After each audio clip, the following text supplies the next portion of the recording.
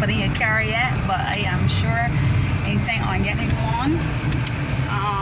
Sorry for the late posting, but I had a hectic week, a lot of stuff going on at work. On Saturday I had a funeral that lasted longer than I expected. Phone went dead.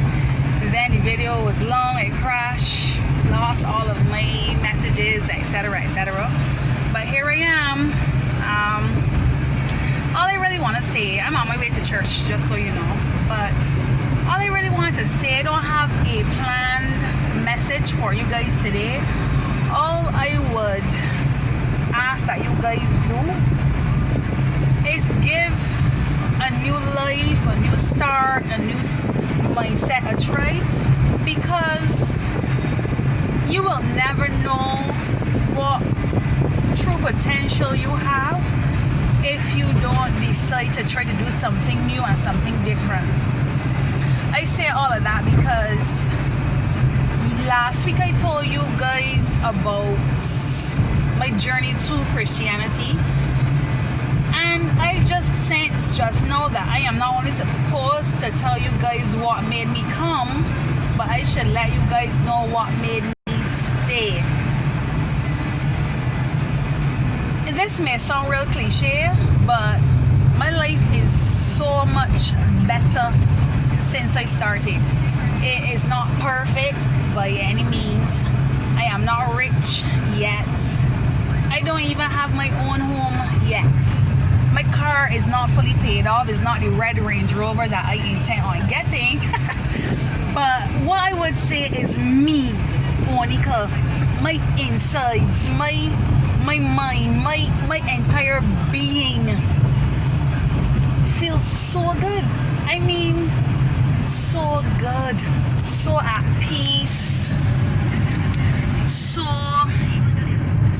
I don't know how to put it, real good.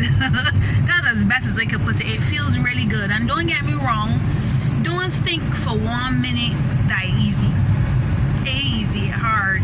And many times I say, man, when I was doing what I feel like I had to worry about this, or when I was doing what I feel like, or what we would call in the world, I would have got this or that. But you know, now I don't need anything. I want, but I don't need anything. I don't need a man.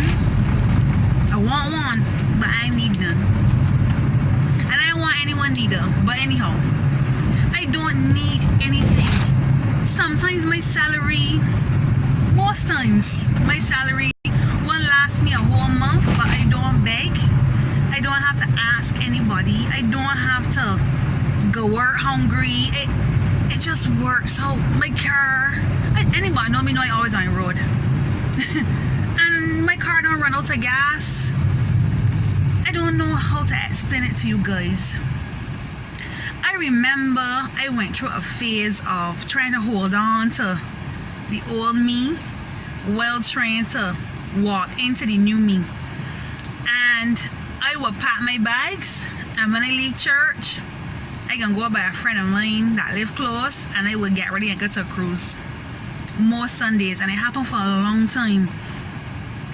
Or sometimes I would go the Saturday, but make sure I go to church the Sunday.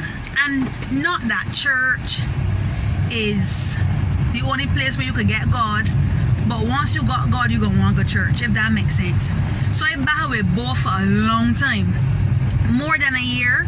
So I ain't telling you that you're supposed to wait a year, but God is still with everybody different. And he knew that if I had done cold turkey, I probably would not still be in church.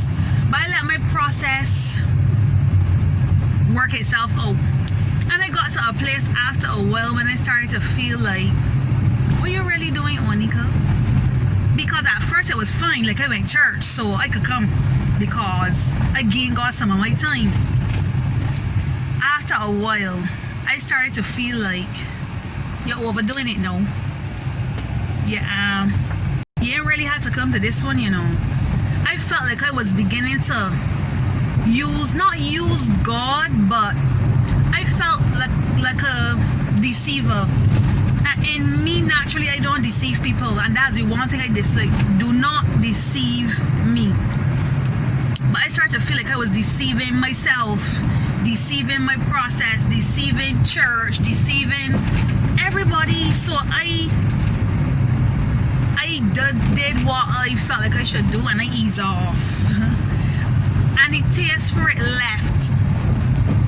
And the reason why I did that in the first place is because the same gentleman that I did counseling with when my daughter died, he would have said to me at one point, what makes you not want to become a Christian? And I said to him, because I can't see myself stopping partying, and I cannot see myself not having sex. He said, well, I ain't know about the sex part, but what I will tell you to do is do both. And I was like, do both? There's a Christian man telling me do both? He said, but you have to do both with the same intensity.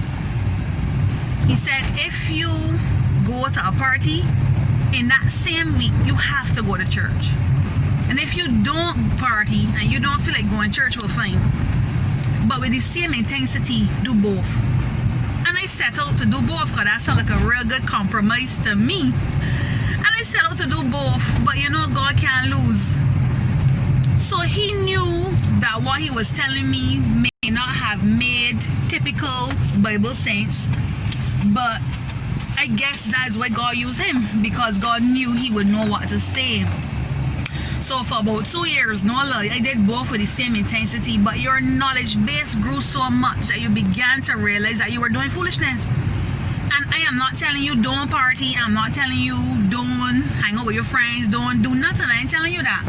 But if you do both with the same intensity, God can't lose. And that's basically my message for today.